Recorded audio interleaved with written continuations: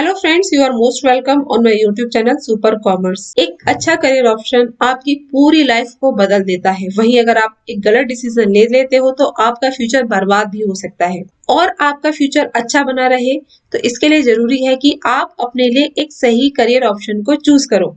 इसलिए आपको पता होना चाहिए वो सारे करियर ऑप्शंस जो कि आप चूज कर सकते हो, जो कि आपके सामने अवेलेबल हैं। इस वीडियो में हम बात करेंगे एक ऐसे ही करियर ऑप्शंस के बारे में जो कि हर कोई स्टूडेंट कर सकता है और करने के बाद आपको अच्छी सैलरी पर अच्छी जॉब भी जरूर मिलेगी। इस कोर्स का नाम है CMA यानी कॉस्ट एंड मैनेजमेंट अकाउंटेंट। इस वीडियो में हम डिटेल में बात करेंगे कि CMA कोर्स क्या है, इस कोर्स को करने के बाद आपको क्या काम करना पड़ता है, कितनी सैलरी पर आपको जॉब मिलेगी, इसके करने की एलिजिबिलिटी क्या है, कितने साल में ये कोर्स कंप्लीट होगा, कितना पैसा इसमें लगेगा, सिलेबस क्या है, एटसेट्रा। तो चलिए इस वीडियो को स्टार्ट करते हैं। तो सबसे पहले हम जानते हैं कि CMA कोर्स क्या है। तो देखिए, CMA कोर्स को जानने से पहले इसकी फुल फॉर्म आपको पता होनी चाहिए। CMA का फुल फॉर्म है कॉस्ट एंड मैनेजमेंट अकाउंटेंट। यह एक प्रोफेशनल कोर्स है। किस फील्ड में? कॉस्ट अकाउंटिंग और उसके मैनेजमेंट फील्ड में। यानी जितने भी बिजनेस एंटरप्राइजेस होते हैं वो अपने प्रॉफिट को मैक्सिमाइज करना चाहते हैं और आजकल के एनवायरनमेंट में जहाँ पर कंज्यूमर्स का बोलबाला है, यानी वो उसी प्रोडक्ट को खरीदते हैं जिसकी क्वालिटी अच्छी हो प्लस उसकी कॉस्ट भी कम हो। तो ऐसे में ये जो कॉस्ट कंट्रोल का जो काम है, कॉस्ट का जो मैनेजमेंट है, ये कौन करता है? ये एक CMA करता है और इस कोर्स को ऑफर करता है ICMAI इंस्टीट्यूट यानी the institute of cost accountant of India. आप इस कोर्स को करने के बाद कॉस्ट एंड मैनेजमेंट अकाउंटेंसी में एक्सपर्ट बन जाते हो और इस फील्ड से रिलेटेड जितनी भी जॉब होती है उसमें आप कहीं भी जा सकते हो। अब हम बात करते हैं कि CMA कोर्स करने के बाद आपको करना क्या पड़ेगा। तो देखिए, जैसा कि अभी बताया था कि CMA एक ऐसा कोर्स है जो कि आपको कॉस्ट की अकाउंटिंग और उसके मैनेजमेंट और उसके कंट्रोल में आपको एक्सपर्ट बनाता है। यानी कॉस्ट से रिलेटेड और उसके मैनेजमेंट से रिलेटेड आप कोई सा भी काम कर सकते हो। You are expert in this field. इसके अलावा आप फाइनेंशियल प्लानिंग भी कर सकते हो और उसका मैनेजमेंट भी। जो बिजनेस की कैपिटल होती है, जो उसमें पैसा होता है, उसको कैसे मैनेज किया जाए, कहाँ से उसको लिया जाए, कहाँ पर उसको इन्वेस्ट किया जाए, इन्वेंट्री यानी जो माल होता है बिजनेस में उसको किस तरीके से मैनेज किया जाए, प्राइस किस तरह से डिटरमाइन किया जाए किसी भी प्रोडक्ट का। इसके बाद बजट जितने भी होते हैं कंपनी से रिलेटेड, बिजनेस फर्म से रिलेटेड, वो आप बना सकते हो।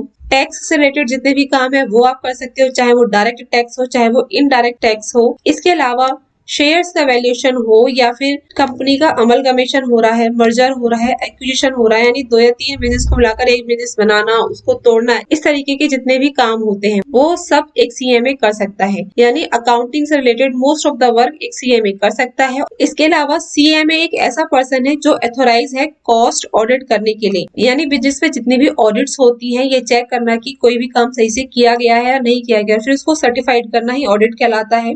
और कई तरह की ऑडिट्स होती है बिजनेस में, जिसमें मेन इंपॉर्टेंट होती है अकाउंटिंग ऑडिट, और ये ऑडिट सिर्फ एक CA ही कर सकता है।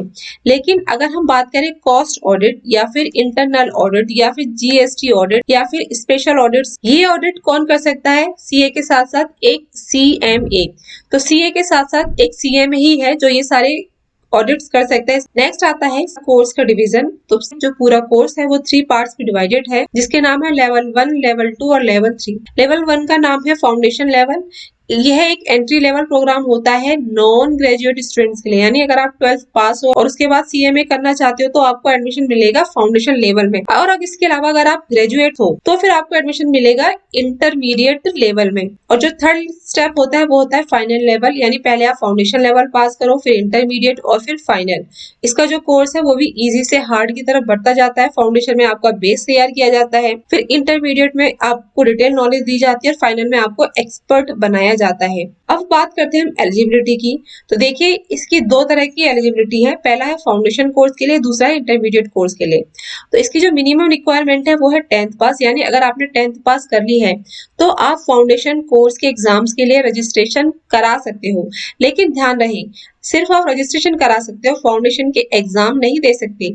आप अपनी क्लास 11th और 12th पास करो और जब आप अपनी क्लास 12th पास कर लो तो फिर आप फाउंडेशन लेवल के एग्जाम दे सकते हो। 12th क्लास आप किसी भी स्ट्रीम से हो सकते हो, चाहे वो कॉमर्स हो, वो साइंस हो या फिर वो आर्ट हो। इसके अलावा अगर आपके पास ये 2 तरह की क्वालिफिकेशन है, यानी नेशनल डिप्लोमा इन कॉमर्स है और डिप्लोमा इन रूरल सर्विस है, तो भी आप एलिजिबल हो फाउंडेशन एग्जाम में अपीयर होने के लिए। अब ये तो रही मिनिमम एलिजिबिलिटी। अगर बात करें हम ग्रेजुएट स्टूडेंट्स की, तो देखिए अगर आपने कंपनी सेक्रेटरी का फाउंडेशन लेवल कर रखा है, या फिर आप सीए कोर्स कर रहे हो और उसका आपने इंटरमीडिएट एग्जाम दे लिया है, या फिर आप एक ग्रेजुएट हो किसी भी स्ट्रीम से फाइन आर्ट्स को छोड़कर, तो आप डायरेक्टली एलिजिबल हो जाते हो इस कोर्स के सेकंड लेवल के लिए, यानी इंटरमीडिएट लेवल के लिए।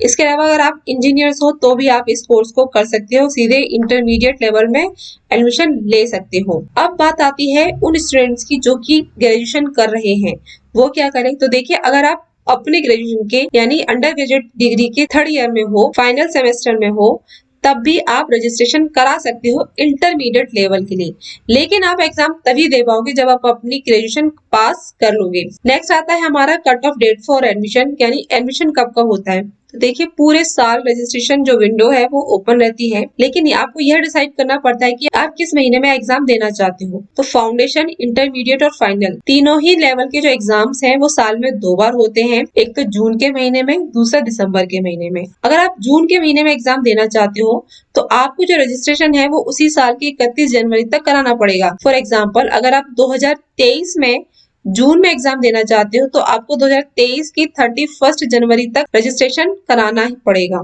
लेकिन अगर आप दिसंबर में एग्जाम देना चाहते हो तो उसी साल की 31 जुलाई तक आपको रजिस्ट्रेशन कराना पड़ेगा। अब आता है कि सीएमए कोर्स को करने में कितना टाइम लगता है। तो देखिए प्रोफेशनल कोर्सेज कोई भी हो, चाहे वो सीए हो, सीएस हो या फिर सीएमए हो, डिपेंड करता है कि स्टूडेंट की कैपेसिटी कितनी है, आप कितनी मेहनत से तैयारी कर सकते हो, एक अटेम्प्ट में सारे पेपर पास करते हो या मल्टीपल अटेम्प्ट्स लेते हो, ट्रेनिंग आप कब से स्टार्ट करते हो, एक्सेट्रा।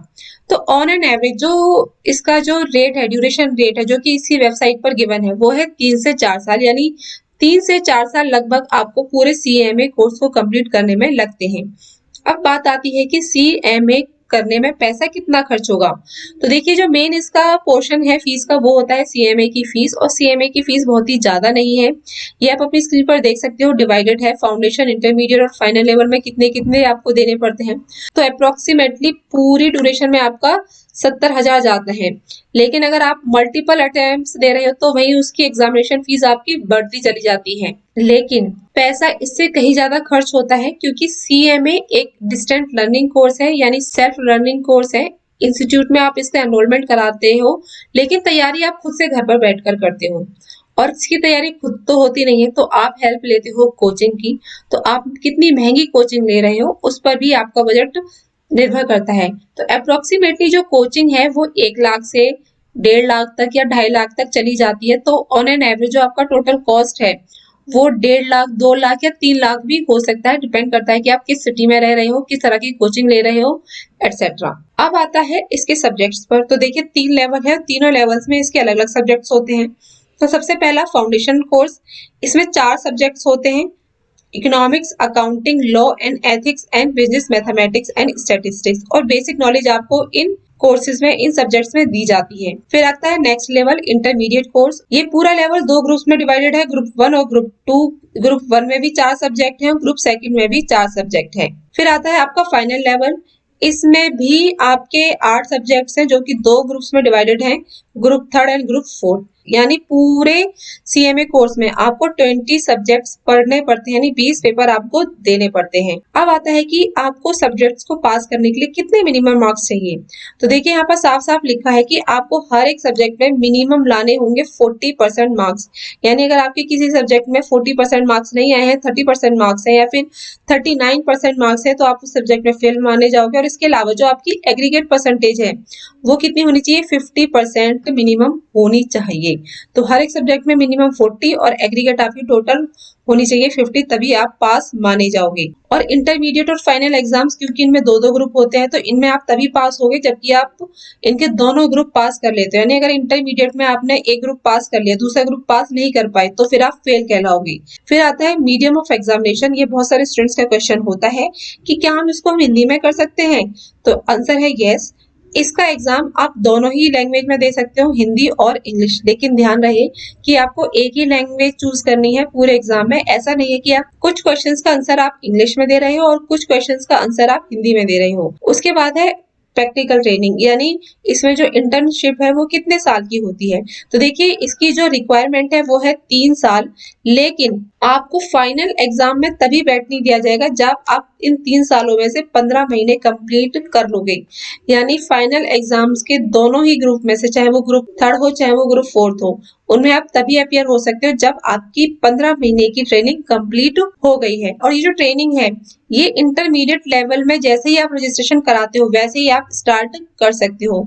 अब बात आती है कि किस किस डेजिग्नेशन पर जॉब मिलेगी। तो जैसे कि अभी आपको बताया कि सीएमए एक ऐसा कोर्स है जो कि सीए के बाद दूसरा मोस्ट वैल्यूएबल कोर्स है फॉर ए कॉमर्स स्टूडेंट। तो इसमें जो जॉब है वो बहुत ही अच्छी पोस्ट पर मिलती है और आप एक हायर पोस्ट तक जा सकते हो।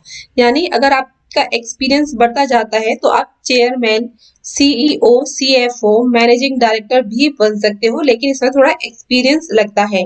स्टार्टिंग में आपको इन पोस्ट पर जॉब नहीं मिलेगी। किस पोस्ट पर जॉब मिल सकती है आपको? Financial controller, chief accountant, cost controller, chief internal auditor, marketing manager, cost accountant, financial accountant, cost auditor, tax consultant, financial analyst. मतलब अकाउंटिंग फील्ड से रिलेटेड जितनी भी जॉब्स होती हैं ऑलमोस्ट वो सारी जॉब एक सीएमए कर सकता है।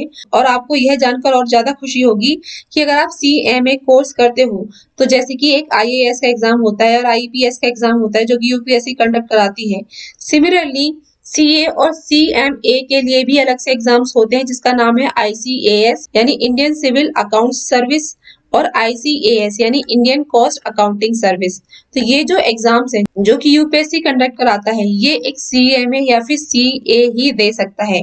अब बात करते हैं कि सैलरी क्या मिलेगी, जो कि इम्पोर्टेंट टॉपिक है और सभी का ध्यान इस पर जरूर जाता है। तो देखिए, सैलरी किसी एक फैक्टर पर डिपेंड नहीं करती है, कई सारे फैक्टर रिलेटेड होते हैं। जैसे कि आपने अगर कोर्स किया है तो आपको अपने कोर्स की नॉलेज कितनी है, आप अपने आप को कितने अप टू डेट रखते हो सभी कमर्शियल अवेयरनेस से, आपकी स्किल्स कितनी है, कम्युनिकेशन स्किल्स कितनी है, एटसेट्रा। आप किस कंपनी में काम कर रहे हो, अगर छोटी कंपनी में काम कर रहे हो तो सैलरी कम मिलेगी, एक बिग साइज कंपनी में काम कर रहे हो तो सैलरी ज्यादा मिलेगी। और लास्ट आता है एक्सपीरियंस, जो कि बहुत ही इंपॉर्टेंट है, क्योंकि अगर आप फ्रेशर हो तो ऑब्वियसली आपको कम सैलरी पर जॉब मिलेगी, लेकिन भाई आपको 3-4 साल का एक्सपीरियंस हो जाता है तो आपको बहुत अच्छी सैलरी मिल सकती है और ज्यादा एक्सपीरियंस के साथ आपको ज्यादा अच्छी सैलरी मिलती है। वहीं सिटी, अगर आप एक छोटे शहर में रहते हो तो कम सैलरी पर काम करना पड़ेगा, और अगर आप बड़े बिग सिटीज में रहते हो, मुंबई, दिल्ली एटसेट्रा, तो आपको अच्छी सैलरी पर आपको जॉब मिलेगी। और इसको करने के बाद आपको स्टार्टिंग से ही लाखों में सैलरी मिल सकती है। ऑन एन एवरेज अगर मानकर चलें तो आपकी स्टार्टिंग सैलरी 6 लाख से 12 लाख तक कहीं पर हो सकती है। अब प्लेसमेंट की बात करें तो प्लेसमेंट में आपको ऑन एन एवरेज आपको 8 लाख रुपए मिल जाते हैं। और हाईएस्ट सैलरी जो अभी तक पैकेज गया है प्लेसमेंट का, ये इसके ब्रोशर में ही लिखा हुआ है, जो कि है 20 लाख रुपए पर एनम, यानी साल के 20 लाख रुपए। तो सीएमए बहुत ही अच्छा कोर्स है। अगर आप अकाउंटिंग फील्ड में जॉब करना चाहते हो और आप सीए लाइन में नहीं जाना चाहते तो सीएमए आपके लिए एक बेस्ट कोर्स हो सकता है। तो इसी के साथ ही ये वीडियो खत्म होता है। आपको ये वीडियो कैसा लगा नीचे कमेंट बॉक्स में लिखकर जरूर बताइएगा। और देखिए, हर एक वीडियो बनाने में बहुत ही मेहनत लगती है, तो प्लीज अपने वैल्यूएबल जो आइडियाज है, अपने कमेंट्स हैं, वो जरूर बताइएगा, लाइक जरूर कीजिएगा। तो मिलते हैं नेक्स्ट वीडियो में, तब तक के लिए थैंक यू।